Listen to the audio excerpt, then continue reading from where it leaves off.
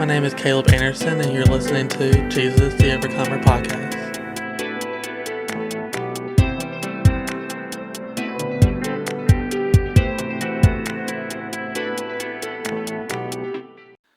This week's guest is Daniel Walker, and I'm extremely excited to have him on.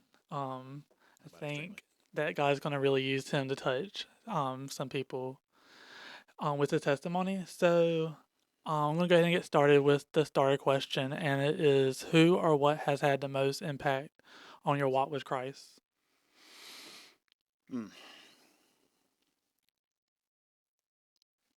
don't think it's an individual who. Mm-hmm. Honestly, probably a lot of my own stupidity. But God placing the right people around at the right time. I had a really good pastor friend at Parkwood who invested in me personally. Mm-hmm. And one of the deacons there that I knew when I was going through something really, really difficult, they made sure to stay in contact with me. And then actually coming here, hearing somebody like with PT and even Pastor Dylan and a lot of the men in this church that are just not afraid or ashamed of being men of God. Mm-hmm. I was always afraid of what it would do, how people would perceive me. Yeah. But like I said, it took me being kind of stupid to get to a point where I was receptive to it. But I don't know if it was one person, but a series of people over probably about a 2 or 3 year period of time. Yeah. I think that's awesome that it's not just one person, it's been multiple people who've helped you, and then lessons that you've also learned that have strengthened your walk with Christ and gotten you where you are now. So going right from that, I want you to share some of your testimony before that big change where your relationship with Christ has gotten stronger. Well, I was the kid that grew up in church. I grew up in West Virginia. My family went to Episcopalian church, and from what I can remember, we were there quite often. And when we moved to North Carolina, we started going to a Baptist church. I was probably the typical kid in church, and I hate to say it like that, but I acted the part. I played church really, really well, but I never committed. And I got saved when I was 14. I know I was ready for God. There had been a lot of life events that had just I always tried to run from, and the only time I ever really felt safe was when I was either hearing worship music or listening to somebody read the Bible. And so I went forward when I was 14. I got saved and baptized. And I did like probably most people. I walked pretty well for a while, and then I backslid. And then I got into the 17, 18, 19-year-old typical teen in the 90s. And I wasn't bad. I wasn't the one hooked on drugs. I wasn't going out getting smashed every night. I don't have some, I went to prison story. But I was just the typical guy at church that just kind of I played the part. I never committed. Fast forward a little bit, married and 2 kids, and still trying to just go through the motions and figure it out. I think most of us parents find ourselves doing that. It took my family falling apart before I realized I couldn't do this.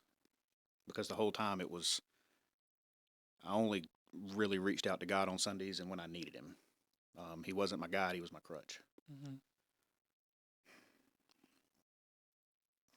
And it took losing my family. At that point in time, Parkwood had gone through a pastor change, and a gentleman named John Scott had become the pastor. And my wife and I, we actually kind of slid out of church for a little while.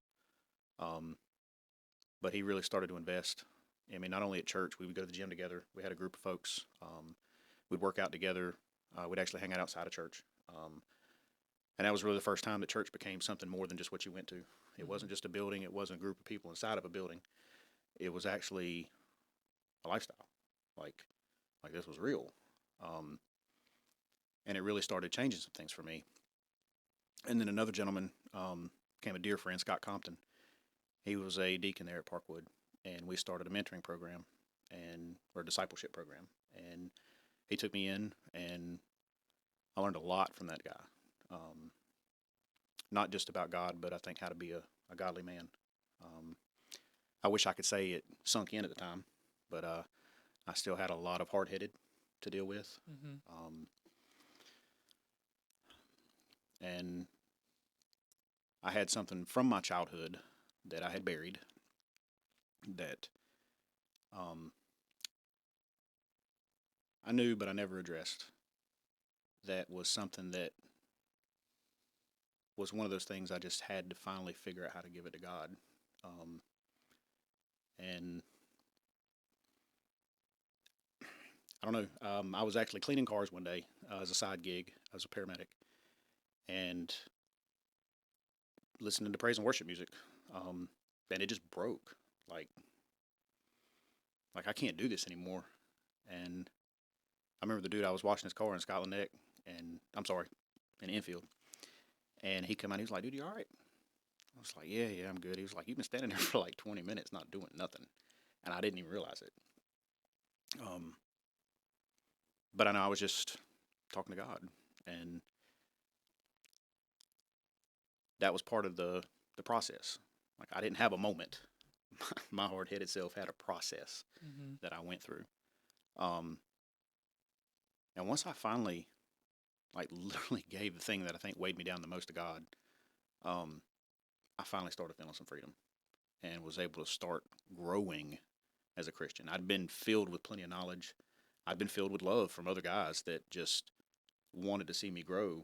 And even though it didn't take off immediately, um, I know that I wouldn't be where I am had they not invested in me. Um, but it's shortly after I had that um, kind of revelation, I guess, and giving it to God. Um, I really like the book of Isaiah. And it was after that that I ended up going and getting my favorite verse on my arm, Isaiah 53:5, um, which and summed up is by his stripes we're healed. Um, I was the kid whose dad left before I ever really knew him. Um, and the only part I remember my dad was abusive. Um, I didn't see him again until my grandmother died and I was 35. But I just had this feeling of abandonment that Mm-hmm. I wasn't worthy, that everybody was going to leave, and I could never get over it till that day. Like I was, and part of it was this verse that kept playing in my head that Jesus. I mean, even though it was Isaiah, it was pre-Christ. He was foreshadowing what Christ would do for us, Right.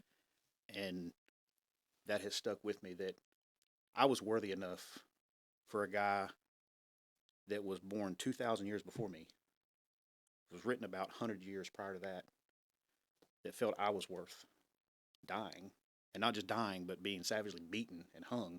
Mm-hmm. Um, that, and from that day, it really has stuck. And we all falter, but to have that constant realization that I wasn't alone and I was worth it. And until I got that out, it was an ugly path a lot. Um, I wasn't a bad dad. I wasn't a terrible husband, but you struggle. Um, and it really, really took a hit on my family. And when I found out at the time, it was too late. But the story now doesn't say that. Right. So Your testimony is really powerful because it hits on a lot of different things, but like how it all comes together. And then when you finally said that one day something broke, it made me think of the song "Something Has to Break," and that's the whole point of that song is something has to break for you to let Jesus in, and you couldn't do it on your own. You need Jesus to help you, and you need to lean on Him, not as a crutch, but as your Savior, as your Father. And the whole time we were talking about your testimony, that's what was in my mind, like just how you went through a lot, but at the end, God was He was there, and He's there for you, and you're not doing this alone. You talked about your father abandoning you, but your heavenly Father never has. He's always been there. So it's a And very powerful that's crazy testimony, that now at 41, I can look back and see that all the times I thought I was alone, I wasn't. He was there. right? Um, because there are a lot of times that being that typical teen back then, I should have either been in jail or don't know how I got home that night. Mm-hmm. Um, that he was there. Because if he wasn't, I wouldn't be here. Right, You don't see it at the time, right. but I do now. Yeah. Going off of that, after the that shift in your life, when you talked about something had to break and you said it was a process, um, how did you find God as you know him now? What was some things that you learned about God? Um, it was not all roses. Um, the Once he actually became personable, where it wasn't just the guy in the book, um, he started to open my eyes to some things I didn't want to see, some things I needed to see. Um, but once I actually invited him, like truly, not just invited him in, but let him start cleaning house. And it's still a process. He weeds every day. Some days are more painful than others. But honestly, life got harder. I hate to say that, but it got harder. It didn't get Mm-hmm. easier. Um, and I think that was because for me, I had set up so many scenarios that I had to not just get out of, but fix that took a lot more than I thought I had. Um, and still found out if I tried to do it just me, it was an utter failure every time. Right. Um, there are more good days than bad. Um, but I did find that the good days are the days I start with him, the days that I keep with him. Um, I used to be real big into watching the news, like it mattered, but it was just my thing, Mm-hmm. and now I can't stand to watch it. And in saying that, like I would get in the car in the morning on my drive to work, and I would listen to um, talk show radio or whatever the news broadcast stuff was, and now it's praise and worship. Um, and I can tell the days that I'm not getting up and talking to him first and putting him first or seeking him first, those days tend to suck. And you would think after a while you'd kind of get to the point where, okay, we're just going to do this every day. Mm-hmm. But unfortunately, if we're being honest, we don't. Um, the good days are better. Right. And I do find more peace with him um, on those days that I don't use him as a crutch. So, Yeah. I like that you brought up about the news because I seen a similar pattern with my dad when he used to always have the news on, but it did something with his mood. Um, it would because the news is all it is just so much negativity, and it can be used as a fear tactic, and they don't never show anything positive.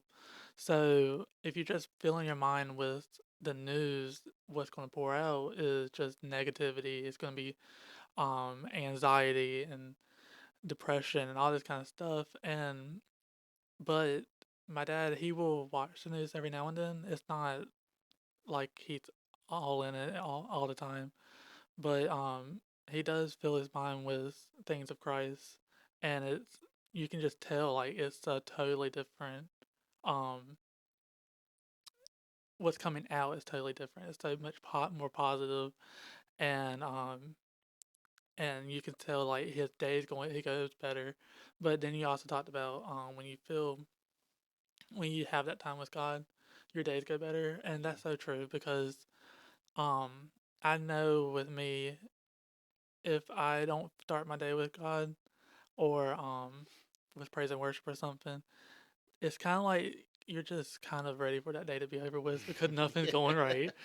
But Yeah. when you start it with God, it's um not saying that the day is gonna be perfect, but it's easier to deal with it because you're like, well, I already had that time with God. He's not for that moment. He's doing life with me. Hmm. So I like that you touched on that.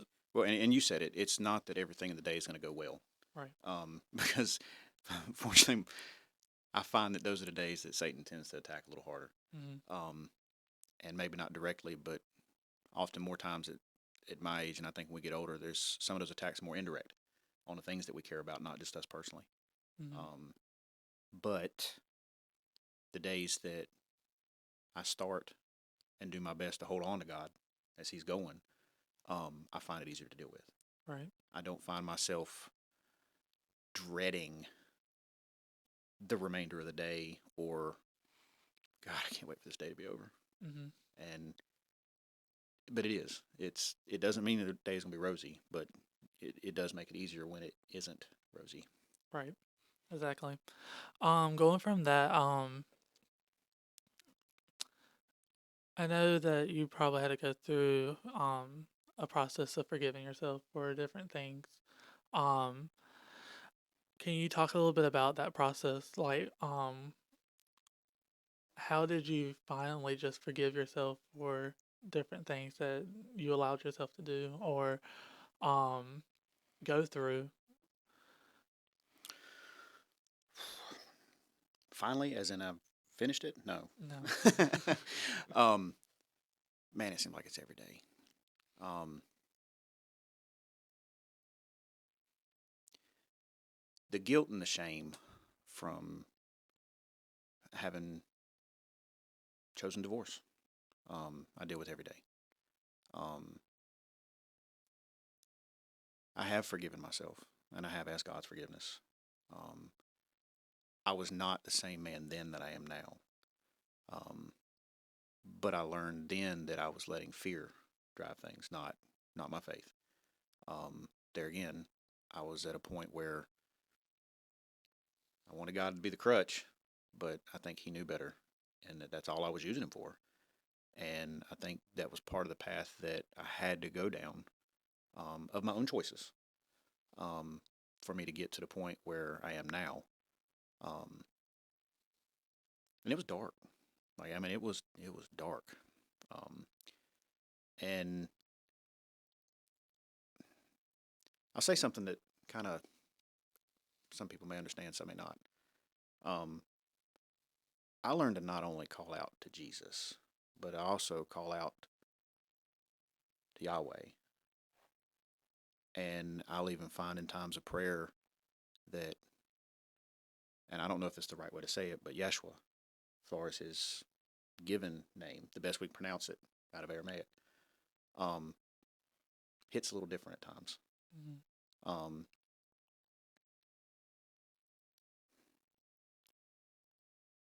as I grew, in my faith walk and my relationship with Christ, certain things started come to life. I think that the Holy Spirit was providing. Um, and I have found myself in times where it's praying that the the language is a little different, like it's not me praying, and I think it is the Holy Spirit on my behalf. Um, but it's I didn't have I couldn't just have one avenue of trying to reach God. I used every one that I could. Um, but in all honesty, up to that time, I didn't know that Yahweh was His name. I grew up in as a child of Episcopal churches and then Baptist churches. You didn't say Yahweh; it was God or Lord, and it was either the King James Bible or the NIV, and you don't find it in any of them. That's one reason I found a Bible that has the original Hebrew in it as far as Yahweh, Yeshua, as the original names, and then describes when and why it was changed. And I've stuck with it. Mm-hmm. Uh, I don't know that it matters. It mattered to me. It mattered for me, um, and definitely helped me. Um, just learning more and digging deeper and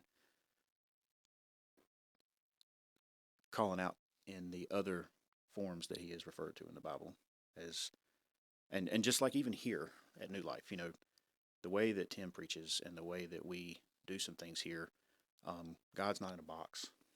Um, unless you go to some of the, I think, more charismatic kind of churches, which I'm not going to say I agree with, you don't hear stuff like Jehovah Jireh.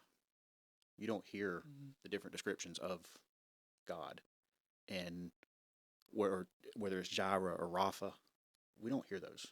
And if we do, we're not explained them. We are here, Yeah. and it's all those things that are the different dimensions of our God that, as I go through these things and I learn to reach out to Him in those manners, it has really helped.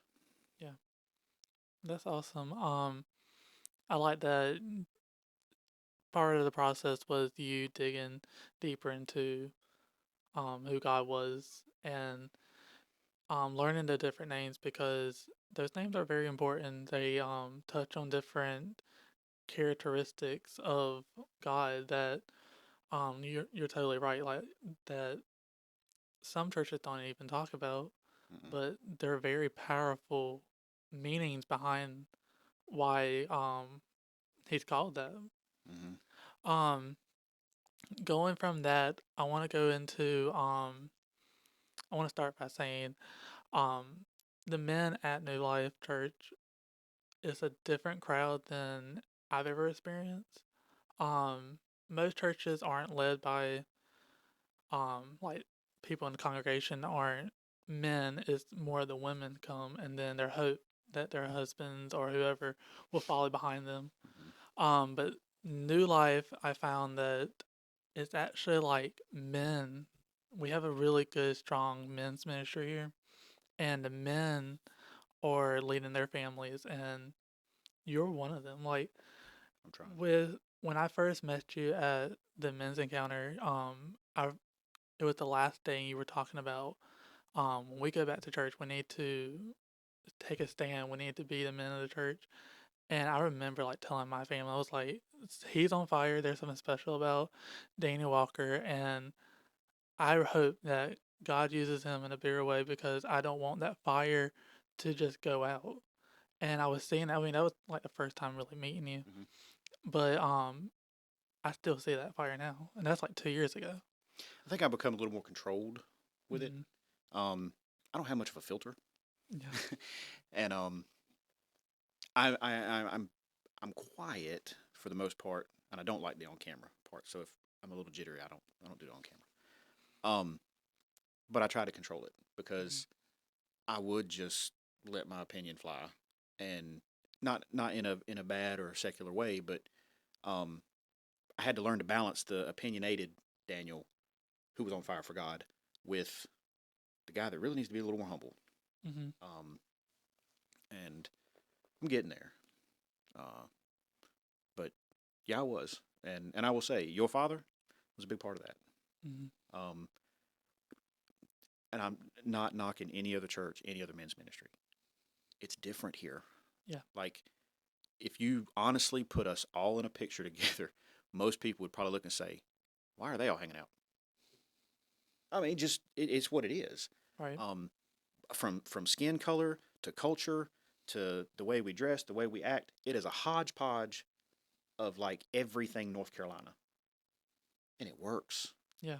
It really works. Um, I can tell you the stuff that we talked about up there.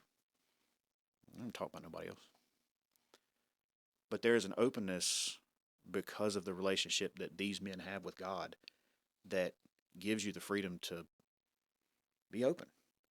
And I hate to look back and say, man, had I had that 20 years ago, I might have never gone through divorce. Maybe, maybe not. Um, but what I can say is, now that I'm in there, I know one thing: I will never go through it again, and I will use whatever I've learned to hopefully help other men not go down that path. Right. Um, but it has a lot to do with the men here, because I actually feel like you can be a man Right. without being the dude in the stuffy suit that, you know, has all the rules of being a Christian. Don't do this, don't do that, don't do this, don't do that. That's not that doesn't help you be a man. Hmm. Um, Not a man of God that I know of. Right. Well, you talking about how you had to control being so opinionated. You can still be on fire and still be humble, and that's what I'm talking about. Like, I still like see you being on fire for God. The fire hasn't gone out. You might have had to humble yourself, but like that fire's still there, and that's what I'm trying to get to. Um, but how do you keep that fire from going out? Because there's a lot of people who, when they will get this fire and they will be on fire for God, they want to serve, they want to be on the worship team, they want to be doing the camera, doing something. But then all of a sudden, the fire goes out, life gets hard, and you might not see them for a while. But how do you keep that fire from going out? Um, well, just to be clear, I've never kept it from going out. Um, it goes out all the time. But part of what I've learned to do is reignite it. And I can't just rely on other people to do that for me. Mm-hmm. One thing that helps is, yes, being plugged in. When Tim had a call one day when I was going here in the service before I started helping behind the scenes, it was, hey, if anybody'd like to serve, I mean, I don't want to sit in the pew. Um, and now I'm doing stuff I never imagined, from the moderating and the live stream. And I mean, I've always loved music, but now I get to actually play with it and mix it. Man, it's amazing. So I get to serve in something that I enjoy, but in doing so, is even on the days I don't want to come to church, which aren't many. I love it here, but we have life. Life is just it's hard. Mm-hmm. Um, I have found that if I push myself and I come and I start to serve, it turns around. You cannot serve God or His people and Him not bless you in return Mm-hmm. and remove those things. Um, when He says you have to die to yourself daily, that's because you have to get up every day and make sure that you choose that path, not the one of the easier path, the one that's, oh, woe is me, or, oh, I'm just going to lay in bed a little bit longer, or, man, I don't really want to go deal with that. And if you can learn to just make the choice is the hard part. Because once you make the choice, it's just a step. Mm-hmm. And that step builds strength for the next one. But making sure that I was involved in church, not just coming on Sundays and Wednesdays, um, it really turned it to the point that if these doors are open, I want to be here. I don't care if it's a lock in that at 40 years old, I'm up at 4 o'clock in the morning and Saturday was terrible because I was so sleepy. Or anything we do with the men's ministry. Um, Anytime we need, help here, we're here on Thursday nights working on sound stuff with the band. And it became something more than just a box to check. Right. And I have noticed that over time, I no longer have the days where I really don't want to go. I always want to go. I may not feel the best, but I want to go. And the other part is turning off the world. We still have to live in it, but we don't have to necessarily participate. Mm-hmm. Turning off the news was huge. Anybody talks to Heather when we were married, at Fox News was on at my house. I was conservative and Republican and opinionated. Mm-hmm. I was also miserable, and I was probably ill till most of the time.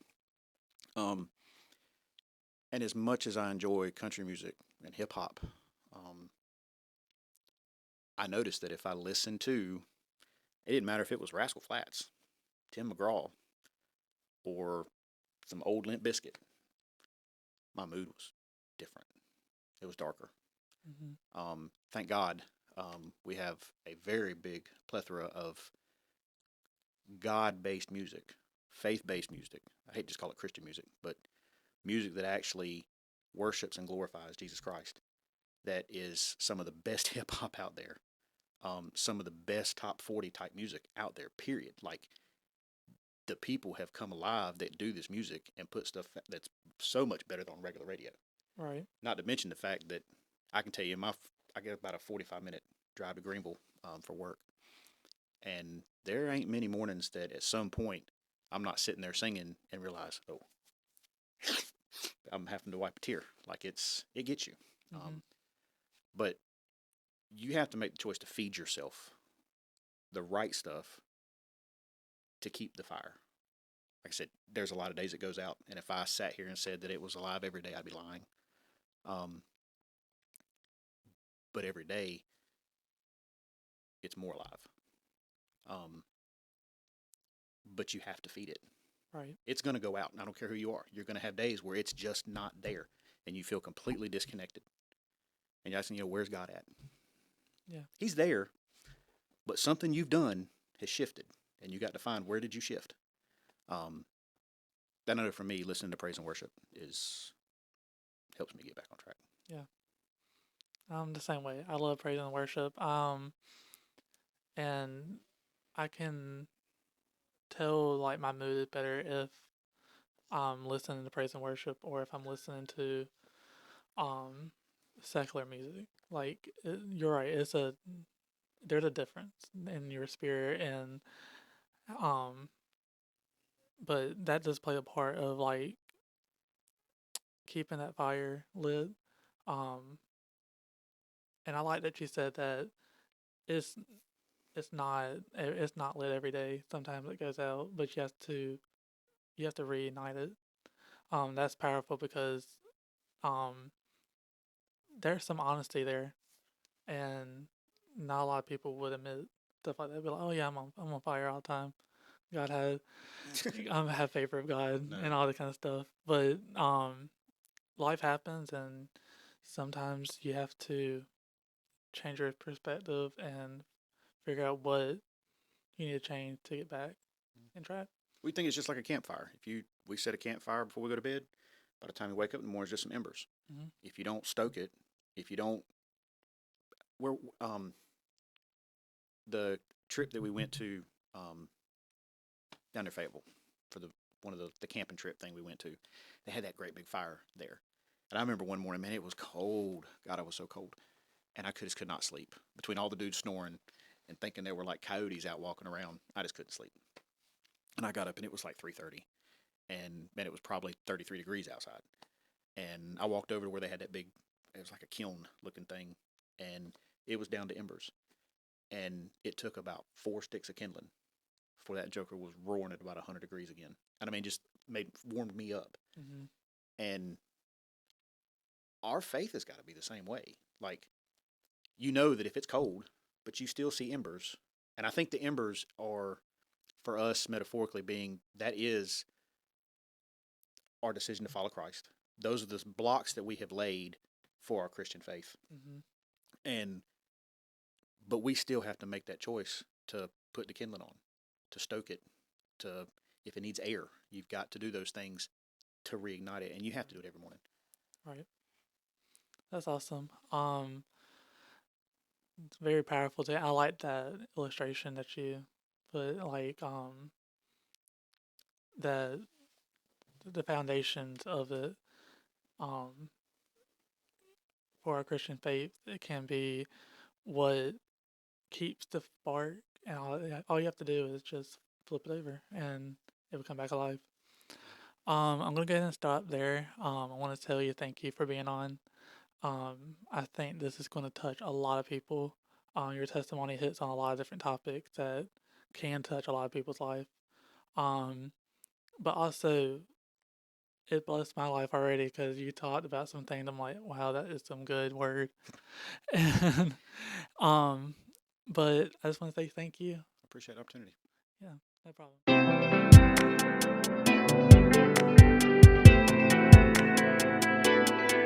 Thank you for tuning in to Jesus the Overcomer podcast. If you enjoyed this podcast, please like and share it to your friends.